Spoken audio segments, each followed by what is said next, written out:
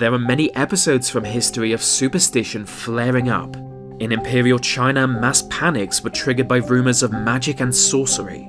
Despite no real evidence for any of it, countless people lived in fear of being sacrificed in the name of magic, and countless suspects were tortured into confessing. This was not unique to China though, and at the same time suspected witches and werewolves were being burned at the stake in Europe. The thing is, we tend to think of this kind of superstitious paranoia as a distant cultural memory, but as recently as the 1970s there was a case of mass frenzy, one that saw thousands of people convinced a real-life vampire was on the loose.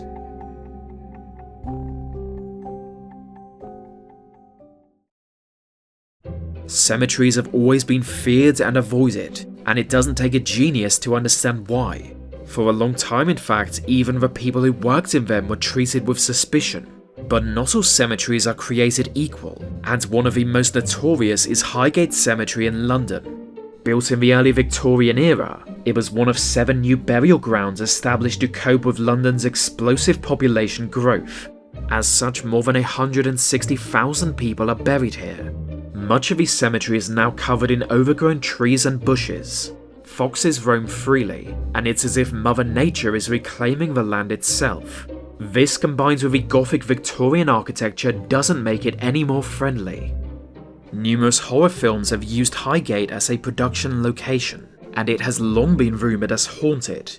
Ghost stories have been told about the cemetery since at least the 1960s, one of which claiming zombified corpses rise from the graves at night.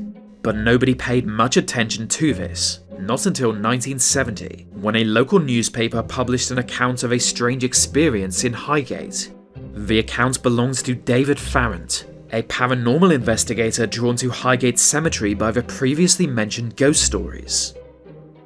His own story began in December of 1969. By chance, he happened to be passing by Highgate Cemetery when he noticed a tall, shadowy figure lurking within it. On asking around, he found that many locals had also witnessed the figure, and it was widely feared. At the same time, rumours spread that an unusual number of dead foxes were being found within the cemetery, foxes that seemed to have been drained of their blood. When published, Farrant's letter drew many more lunatics and investigators, the most prominent of which being Sean Manchester, a self-described vampire hunter. While Farrant was ambiguous as to what the shadowy figure was, Manchester seemed certain it was a vampire, and not just any vampire, the king of vampires. Now, if it really was a vampire, you're probably wondering why it would kill foxes instead of humans, but there is a good reason for that. You've got to remember, this is in London. If I was a vampire, I think I'd probably try and drink sand before I drank the blood of a Londoner. The way I see it, they're barely human.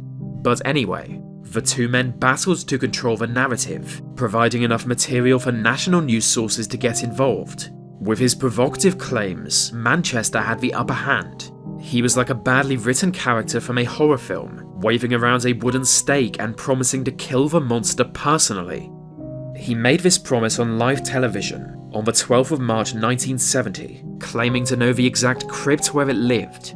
He also claimed a cult of human followers lived in a house nearby, that they had served and protected their king for centuries. Fittingly, he chose the very next day to do the slaying, Friday the 13th, and he wasn't alone. An angry mob gathered in the Highgate area, apparently ready to kill a supernatural creature. Police were unable to control the mob, and soon they swarmed the cemetery. It was a genuine case of mass frenzy. The people there seemed to really believe a vampire was at large. Many of them brought weapons, and dozens of tombs were broken into and searched. Meanwhile, Manchester and his weird companions had snuck into one specific tomb, where they discreetly performed an exorcism.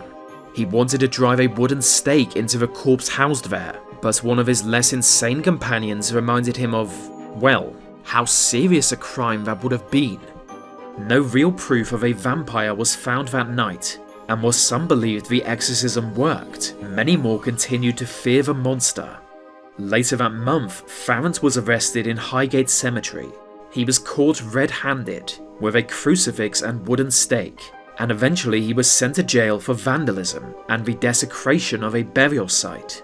Farrant consistently denied the charge, But when they catch you prowling a graveyard with a wooden stake, there's only so much you can deny. Manchester also returns to Highgate, as have countless more paranormal investigators ever since. Interest in the story peaked with the angry mob, and the controversy as a whole inspired the 1974 horror movie Dracula AD 1972, which told the story of Count Dracula returning to life in modern times.